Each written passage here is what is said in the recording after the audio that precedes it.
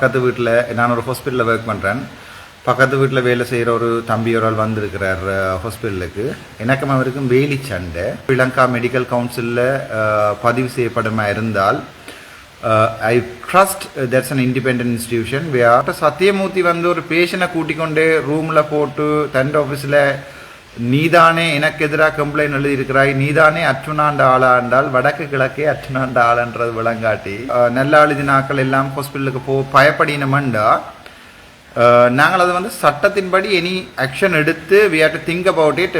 இந்த லோயர்ஸ் வந்து இப்போ எனக்கு லோயர்ஸ் ஒரு படையே இருக்குது. செலஸ்டின் அண்ணா இருக்கார், அண்டன்புரிய நாயம் சார் இருக்கார், அது மாதிரி கனவடியல் வாரன்னு சொல்லியிருக்காங்க. இவர் ஒரு போஸ்டர் ஒன்று பிரிண்ட் பண்ணி போட்டு போய் ஹாஸ்பிட்டலுக்கு முன்னால் கட்டி போட்டு நிற்கிறாருண்டு. ஸோ இது ஒரு பெரிய இஷ்யூவாக போய் கனவேருக்கு வேலையில்லாமல் போகிற ஒரு இஷ்யூ. தமிழ் மக்களுக்காண்ட இந்த எம்பிபிஎஸ்ஸையும் கொடுத்து இந்த எம்எஸ்சி மெடிக்கல் அட்மினிஸ்ட்ரேஷனையும் கொடுத்து இந்த லைஃபையும் கொடுத்து ஜெயிலுக்கும் போயிட்டு வந்துட்டேன். உலகத்தை துறந்தவனோட அடி வர்றது கொஞ்சம் கஷ்டம்.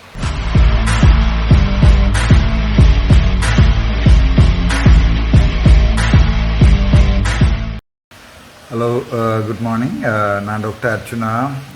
லைவுக்கு வந்திருக்கிறதுக்கு தேர் ஆர் 2 ரீசன்ஸ் லைவுக்கு வந்திருக்கேன். ஒன்று வந்து கிருஷ்ணா தானா கிருஷ்ணான்னு சொல்லப்படுற அண்ணா ஒரு ஆளுக்கு வந்து ஜாழ்ப்பாணம் போதனா வைத்தியசாலையில் நடந்த விஷயம் சம்பந்தமாக உண்டு. ரெண்டாவது அந்த என்னுடைய பேரை மற்றது ஹாஸ்பிட்டல் இஷ்யூஸ் வந்து ஒரு பேப்பரில் வந்திருக்கு. அது சம்மந்தமாக வந்து ஒரு கிளியரான ஒரு இன்ஃபர்மேஷனோட கொடுக்கறதுக்கு வந்திருக்கேன். முதலாவது கிருஷ்ணா நான் அந்த பிரச்சனையை பார்ப்போம். சம்பந்தப்பட்ட ஒரு சுதந்திர ஊடகவியலாளர் வந்து தனது நோய் காரணிகளுக்காக வந்து முல்லைத்தீவு வைத்தியசாலையில் அனுமதிக்கப்பட்டு அது பிறகு மேலதிக சிகிச்சைக்காக வந்து முல்லைத்தீவு வைத்தியசாலையில் சட்ட வைத்திய அதிகாரியால் பார்க்கப்பட்டு அவருடைய சகல ட்ரீட்மெண்ட்ஸ் சம்பந்தமான விஷயங்கள், அதாவது மெடிக்கோ லீகல் இஷ்யூஸ் வந்து ஃபுல்லாகவே பார்க்கப்பட்டிருக்கு. டாக்டர் வாசுதேவா என்ற ஒரு கன்சல்டன்ட் ஜிஎம்ஓவால் இஸ் அ நைஸ் பர்சன். அதற்கு பிறகு அவர் போதனா வைத்தியசாலைக்கு போய் அங்கே டாக்டர் ரவிராஜ் சாரோட கழிச்சு அவர்கிட்ட பேஷண்ட்டாக இருக்கிறார். அந்த டைமில் அவருக்கு நடந்த விஷயங்கள் வந்து நான் ஒன்றுண்டா பார்த்துட்ருக்கேன், கேட்டுட்ருக்கேன். It's completely against medical ethics. அதாவது வந்து நாங்கள் மெடிக்கல் எதிக்ஸ் என்று சொல்கிறோம் வந்து நாங்கள் எங்களோட பேஷண்ட்ஸுக்கு ட்ரீட் பண்ணிக்கல, எங்களோட தனிப்பட்ட விஷயங்கள் வந்து பேஷண்ட்ஸ்கிட்ட வந்து கதைக்க இயலாது. உதாரணத்துக்கு சும்மா எடுப்போம்னு சொன்னால், பக்கத்து வீட்டில் நான் ஒரு ஹாஸ்பிட்டலில் ஒர்க் பண்ணுறேன். பக்கத்து வீட்டில் வேலை செய்கிற ஒரு தம்பி ஒரு ஆள் வந்திருக்கிறார் ஹாஸ்பிட்டலுக்கு. எனக்கும் அவருக்கும் வேலி சண்டை. அந்த வேலி சண்டையை வந்து ஹாஸ்பிட்டலில் ட்ரீட்மெண்ட் செய்யல நாங்கள் பார்க்க இயலாது. ஸோ அதை வந்து நாங்கள் ஸ்ரீலங்கா மெடிக்கல் கவுன்சிலில் வந்து நாங்கள் கம்ப்ளைண்ட் பண்ணலாம். அது சொல்கிறது டாக்டர் பேஷண்ட் ரிலேஷன்ஷிப்னு சொல்லி அதை சொல்கிறது பேஷண்ட்ஸ் அபேண்டன்மெண்ட். அதாவது வந்து பேஷண்ட்ஸ் அண்ட் டாக்டர் பேஷண்ட் ரிலேஷன்ஷிப்பை வந்து எப்போ ஒரு டாக்டரோ அல்லது ஒரு வைத்தியசாலை பணிப்பாளரோ நிப்பாட்டினமெண்டா உடைக்கினமென்று சொன்னால், அதாவது வந்து நாங்கள் இப்போ இது ப்ரைவேட் இன்ஸ்டிடியூஷனில் தான், Sri Lankan government institution. Northern province Jaffna is the biggest hospital, Jaffna teaching hospital. So அங்கே டாக்டர் சத்தியமூர்த்தி அவர்கள் வந்து ஒரு பேஷண்ட்டை கூப்பிட்டு நீதானே என்னை பற்றி எழுதியிருக்கிறாய் ஃபேஸ்புக்கில் என்று சொல்லி விரட்டினது, அது சம்மந்தமாக ரெக்கார்டிங் எல்லாமே இருக்குது. அது சம்மந்தமாக போலீஸில் 2 பக்கமே முறைப்பாடு செய்திருக்கணும்.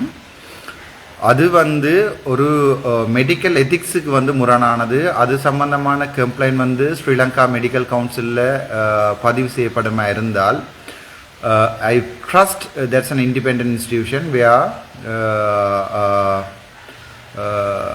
but that has influence. அதையும் சொல்கிறேன். டாக்டர் லால் பெனாப்பட்டிய என்று சொல்லப்படுகின்ற DDG MS1 deputy director general MS1 வந்து ஸ்ரீலங்கா மெடிக்கல் கவுன்சிலுன்ற எக்ஸிக்யூட்டிவ் கமிட்டி எலெக்ஷனில் நிற்கல ஜிஎம்ஐ டாக்டர்ஸ் மட்டும்தான் ஓட் பண்ணுறது. அதுக்கு ஜிஎம்ஓன்ற 8 கேண்டிடேட்டால் ஒன்றால் தான் நின்றவர். அதுக்குரிய கேண்டிடேட்ஸி ப்ரோச்சர்ஸ் அட்வர்டைஸ்மெண்ட் எல்லாமே ஆன்லைனில் இருக்குது. ஸோ ஸ்ரீலங்கா மெடிக்கல் கவுன்சிலில் ஒரு இண்டிபெண்டான கவுன்சிலான்றது சம்பந்தமாகவும் டவுட் எனக்கு இருக்குது. Provided that's influence by the GMOA. அது ஜிஎம்ஓ வந்து இன்ஃப்ளூயன்ஸ் பண்ணி கொண்டு இருக்குது. Anyway still we have a hope. That's a high institution to look after the medical professional, which is a noble profession. தமிழில் சொல்கிறேன்னு சொன்னால் ஸ்ரீலங்கா மெடிக்கல் கவுன்சில் தான் எங்கண்ட ஒரு டாக்டர்ஸுடைய எத்திக்ஸ் கண்டாக்ட் பிஹேவியர்ஸ் எல்லாத்தையும் மானிட்டர் பண்ணுற ஒரே ஒரு இன்ஸ்டிடியூஷன். வேற நாங்கள் ஸ்ரீலங்கா மெடிக்கல் கவுன்சிலில் ஒரு கம்ப்ளைண்ட் உண்டு எனக்கு எதிராக நீங்கள் பண்ணினா கூட they will incur about it. But நான் 1-2 கம்ப்ளைண்ட் பண்ணியிருக்கிறேன், அதை இன்க்யூர் பண்ண மாதிரி தெரியல. அதை நாங்கள் பார்ப்போம் மாறுதுடா. டாக்டர் சந்தநாயக்ன்னு சொல்லி ஒரு ஆள் வந்து எனக்கு ஃபர்ஸ்ட் டைம் அப்பாயின்மெண்ட் 2024/6/6 அந்த அப்பாயின்மெண்ட் கிடைக்கிறதுக்கு முதல் நாள் 6/5 அல்லது 6/6 நினைக்கிறேன் எனக்கு கண்டீனில் வச்சு தாறுமாறாக பேசினவர். It's a professional misconduct. அதுக்கு கம்ப்ளைண்ட் பண்ணி நான் எஸ்எல்எம்சியில் இந்த வரைக்கும் எஸ்எல்எம்சியில் அப்படி ஒரு இன்கொயரி நடந்ததா எனக்கு இன்ஃபார்ம் பண்ணப்படையில இன் ரைட்டிங்கில். So that's again questionable. We will think about it. Sri Lanka medical கவுன்சிலில் நாங்கள் பார்ப்போம். பட் இப்போ டாக்டர் சத்தியமூர்த்தி வந்து ஒரு பேஷண்ட்டை கூட்டிக்கொண்டு ரூமில் போட்டு தன் ஆஃபீஸில் நீதானே எனக்கு எதிராக கம்ப்ளைண்ட் எழுதியிருக்கிறாய், நீதானே அர்ச்சுனாண்ட ஆளாண்டால் வடக்கு கிழக்கே அர்ச்சுனாண்ட ஆளான்றது விளங்காட்டி I'm so I feel very pathetic regarding doctor Sathyamurthy's act. ஒரு பேஷண்ட் ஈவன் என்னை பற்றி கூடாமல் எழுதுகிற யாராவது கூட நான் எங்கேயாவது டாக்டராக வேலைக்கு வந்தால் முதல் வேலை எல்லாத்தையுமே துறந்து நான் ஒரு பேஷண்ட்டாக அவரை பார்த்து ஒரு அதாவது இந்த பர்சனல் ஒப்பீனியன்ஸ், இந்த பர்சனல் பிலீஃப்ஸ், இந்த பர்சனல் இஷ்யூஸ் வந்து ஒரு பேஷண்ட் ஹாஸ்பிட்டலுக்கு வரைக்கல நான் அதை காட்ட மாட்டேன். அதுதான் அர்ச்சுனாக்கும் சத்தியமூர்த்திக்கும் சம்பந்தப்பட்ட இன்னொரு சட்ட வைத்திய அதிகாரிக்கும் உள்ள வித்தியாசம். எனக்கு சரியான கவலையாக இருக்கேன் என்றால் இப்போ இப்படி ஒரு சிச்சுவேஷனில் என்னை பற்றி ஷேர் பண்ணினாக்கள், என்னை பற்றி நல்லா எழுதினாக்கள் எல்லாம் ஹாஸ்பிட்டலுக்கு பயப்படினமெண்டா நாங்கள் அதை வந்து சட்டத்தின்படி எனி ஆக்ஷன் எடுத்து we have to think about it, we have to chase somebody from the hospital, especially Sathyamoorthy ஐயா. அவர் தண்ட தான் அரசியலுக்கு வாரத்துக்காகவும் மற்றது என்ன வடிவாக சொல்லணும்னு சொன்னால் தனக்கு ஒரு ஆள் கூடாமல் எழுதிட்டாருன்றதுக்காண்டி ஹாஸ்பிட்டலில் வந்த பேஷண்ட் ஸ்டில் பீயிங் அட்மிட்டட் இன் த வார்ட் கூப்பிட்டு வெரைட்டி எங்கே எழுதின காட்டு பாப்பம் அண்டு எழுதினது கதைச்சதுகள் எல்லாம் வந்து ப்ரொஃபஷனல் மிஸ்கண்டக்டுக்குள்ள எஸ்எல்எம்சி ஆக்ஷன் எடுக்க வேணும். நாங்கள் அதை அனுப்புவோம், அதுக்குரிய இதை அனுப்புவோம். ஸ்ரீலங்கா மெடிக்கல் கவுன்சிலில் ரெஜிஸ்ட்ரேஷன் இல்லாமல் போயிட்டுன்னு சொன்னால் டாக்டர் சத்யமூர்த்திக்கு வந்து ஒரே ஆப்ஷன் என்னோட சேர்ந்து போட்டிக்கு எலெக்ஷன் கேட்குறது தான். ஏனென்றால் அதுக்கப்புறம் அவர் கச்சான் விற்க வேண்டி வரும். டாக்டர் சத்யமூர்த்தி மட்டுமல்ல, சம்பந்தப்பட்ட வெரைட்டின சட்ட வைத்திய அதிகாரியையும் நாங்கள் பார்ப்போம். அப்போ அவ வந்து ஒரு இப்படியான ஒரு நேரத்தில் வந்து கண்டம் ஆஃப் கோர்ட்டுகளையும் இது வேறுமென்று நான் எக்ஸ்பெக்ட் பண்ணுறேன். லோயஸ்ட் தான் எனக்கு சொல்லணும். இப்படி ஒரு பிரச்சனை நடந்தோன்று கேட்கல அது சம்பந்தமான விமர்சனங்கள் வந்து செய்யலாது என்று எனக்கு கோர்ட்ஸால் சொல்லப்பட்டது. அப்படி இருக்கேக்கல்ல இவ மட்டும் எப்படி ஒரு பேஷண்ட்டை கூப்பிட்டு இப்படி வெரைட்டி எல்லாம் செய்வினம்ன்றது எனக்கு விளங்கல. அது சம்மந்தமாக இந்த லோயர்ஸ் வந்து இப்போ எனக்கு லோயர்ஸ் ஒரு படையே இருக்குது. செலஸ்டின் அண்ணன் இருக்கார், அண்டன் புரியன் சார் இருக்கார், அது மாதிரி கனவடியல் வாரன்னு சொல்லியிருக்காங்க. ஸோ நீதிக்காக வாரன்னு சொல்லிக்கணும். இது வந்து காசுக்காண்டு வார கேஸ் இல்லை. அவை இதை விட பெரிய கேஸ் எல்லாம் எடுத்து அவை சிம்பிளாக உழைச்சிட்டு போயிட்டோம். பட் அவையோட மனச்சாட்சியை உறுத்துறதால அவை எல்லாருமே வந்து இந்த பக்கம் நிற்கணும். முதலாவது டாக்டர் சத்யமூர்த்திக்கு எதிராக வந்து ஸ்ரீலங்கா மெடிக்கல் கவுன்சிலில் வந்து நாங்கள் ஒரு கம்ப்ளைண்டையும் மற்ற சம்பந்தப்பட்ட சட்ட வைத்தியாரி இருக்கும். கிட்டடியில் கூட ஒரு சட்ட வைத்திய அதிகாரியை ஸ்ரீலங்கா மெடிக்கல் கவுன்சில் ரெஜிஸ்ட்ரேஷனை ரேஸ் பண்ணினவங்க அதுபோல் கச்சான் தான் நிற்க வேண்டி வரும். அது சம்பந்தமாகவும் நாங்கள் கம்ப்ளைண்ட்களை பண்ணுவோம். அதே நேரம் எந்த ஒரு டாக்டர் வந்து இதுவரை கிட்டத்தட்ட 27 டாக்டர்ஸுடைய எதிராக ஸ்ரீலங்கா மெடிக்கல் கவுன்சிலுக்கு வந்து நான் எந்த கைப்பட எழுதியிருக்கிறேன். அதாவது இன்னொரு கலீக்கை வந்து விமர்சிக்க இயலாது. இப்போ நான் கூட வைத்தியர் செந்தூரன் அவர்களை வந்து ஆக்கள் சொல்கிறாங்கன்னு தான் சொல்லியிருக்கிறேன். நான் சொல்லல அவருக்கு மன வருத்தம் வந்து நான் சொன்னதான் எந்த இடத்துலையும் இல்லை, அவருக்கு மன வருத்தமும் இல்லை. ஆனால் ஆக்கள் பேசினோம். இவர் ஒரு போஸ்டர் ஒன்று பிரிண்ட் பண்ணி போட்டு போய் ஹாஸ்பிட்டலுக்கு முன்னால் கட்டி போட்டு நிற்கிறாருண்டு. ஸோ இது ஒரு பெரிய இஷ்யூவாக போய் பேருக்கு வேலையில்லாம போகிற ஒரு இஷ்யூ.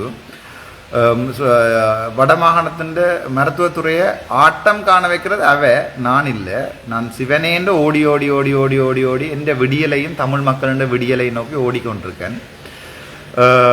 சும்மா இருந்த என்ன நீங்கள் கொண்டு இப்போ மலையில் வச்சது காணாண்டு இப்போதைக்கு டோர்ச் அடித்து விட காற்றியெல்லாம் நிஞ்சான் இருக்கிறாண்டு பரவாயில்லை. டாக்டர் சத்யமூர்த்தி வந்து செய்தது வந்து மாபெரும் தவறு. அவர் பொது மக்களின் ஊடகத்தில் வந்து தானா கிருஷ்ணாவுக்கு வந்து மன்னிப்பு கேட்கல என்று சொன்னால் கிருஷ்ணான்னா விரும்பினால் அதற்குரிய கம்ப்ளைண்ட்டை நான் டிராஃப்ட் பண்ணி கொடுப்பேன்.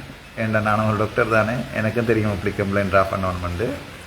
Sri Lanka medical council will service, அதாவது தமிழில் சொல்கிறேன்டால் ஒரு இண்டிபெண்ட் கவுன்சிலாக சர்வ் பண்ணுமென்று நான் எதிர்பார்க்குறேன். அந்த டைமில் வந்து டாக்டர் சத்யமூர்த்தி மஸ்ட் செல் ஐஸ்கிரீம்.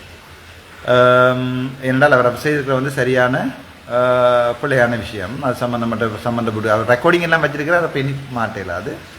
அதை விட சம்மந்தப்பட்ட சத்திய வைத்திய அதிகாரி எனக்கு பேசக்கையும் கூட நான் வைத்தியமூர்த்தி டாக்டர் சத்யமூர்த்திக்கு நான் கால் பண்ணி, சார் எனக்கு இப்படி பேசினா ஆக்ஷன் எடுங்கன்னு சொன்னான். அதுக்கு முன்ன வரைக்கும் ஆக்ஷன் எடுக்கல. ஸோ அது சம்மந்தமான ரெக்கார்டிங்கும் இருக்குது, அடுத்த லைவில் போட்டு காட்டுறேன். இது முதலாவது பிரச்சனை. இனிமேல் டாக்டர்ஸ் வந்து என்னோட கலீக்கை விமர்சிக்கிறதோ அல்லது ஒரு பப்ளிக் வந்து ஒரு டாக்டர்ஸை விமர்சிக்கிறதோ எங்களோட சுகாதாரத்துறையை வந்து பாரிய அளவில் பாதிக்கும்னு நான் நினைக்கிறேன். இனி எந்த பப்ளிக் அவை செய்ய மாட்டேன். நீங்கள் அடிக்கிறபடியாக அவன் திருப்பி அடிக்கிறாங்களா, அவ்வளோதான். எந்த பப்ளிக் அப்படி செய்ய மாட்டோம். பட் டாக்டர்ஸும் நிப்பாட்டுறது, ஒரு சமாதான உடன்படிக்கைக்கு நாங்கள் வந்து ஒரு டேபிளில் இருந்து கதைச்சு, எத்தனையோ கடவுள் மாதிரியான தெய்வ மாதிரியான ஆக்கள் இருக்கணும் ஹாஸ்பிட்டலில். அவைக்கு முன்னால் ஒரு ஆர்பிட்ரேஷன், அதாவது இந்த மேடம் மேர், இந்த சார் மேர், பிரேமகிருஷ்ணா சார் இருக்கலாம், ரவிராஜ் சாராக இருக்கலாம், கோபி அண்ணாவாக இருக்கலாம், சர்ஜரி ஓதோபெடி சர்ஜரி குமணன் சாராக இருக்கலாம், கீதாஞ்சலி மேடமாக இருக்கலாம், எல்லாரையுமே கூப்பிட்டு நான் நினைக்கிறேன் இது ஒரு ப்ரொஃபஷனலாக இந்த இஷ்யூஸை வந்து ஃபினிஷ் பண்ணுறது பெட்டர். இம்ப்ரொஃபஷனலாக நீங்கள் பிஹேவ் பண்ண போகிறீங்கன்னு சொன்னால் அர்ச்சனா அதுக்குன்னு ரெடி. நான் எப்போவோ துறந்துட்டேன். தமிழ் மக்களுக்காண்ட என் எம்பிபிஎஸ்ஸையும் கொடுத்து, என் எம்எஸ்சி மெடிக்கல் அட்மினிஸ்ட்ரேஷனையும் கொடுத்து, என் லைஃபையும் கொடுத்து ஜெயிலுக்கும் போயிட்டு வந்துட்டேன். உலகத்தை துறந்தவனோட அடி வர்றது கொஞ்சம் கஷ்டம். இனி உங்களை பொறுத்தது. எனக்கு வேறு பாத்வேயும் க்ரியேட் பண்ணி தந்துட்டீங்க, சந்தோஷம். அது ஒன்று. ரெண்டாவது, கிணம்பர் சொல்லி கொண்டிருக்கணும் அந்த குழந்தை பிள்ளைகளிட வந்து வினோதோட போட்டியில் அப்படி விட்டதால் அவைக்கு ஹாஸ்பிட்டல் போவான் அப்படியே மாண்டு பிரச்சனை வருமா, அந்த பேப்பர் செட் பண்ணின ஆக்களுக்கு வந்து பிரச்சனை வருமாண்டு. ஒரு பிரச்சனையும் வராது. அப்படி ஒரு பிரச்சனை வந்தால் நாங்கள் வந்து அதை பார்த்துக்கொள்வோம், சரிதானே? அப்படி ஒரு பிரச்சனை வந்தால் நாங்கள் அதை சட்ட ரீதியாக பார்த்துக்கொள்வோம். அப்படி ஒரு நாளும் வேற சான்ஸ் இல்லை. அப்படி வந்தால் நாங்கள் சட்ட ரீதியாக பார்த்துக்கொள்வோம்.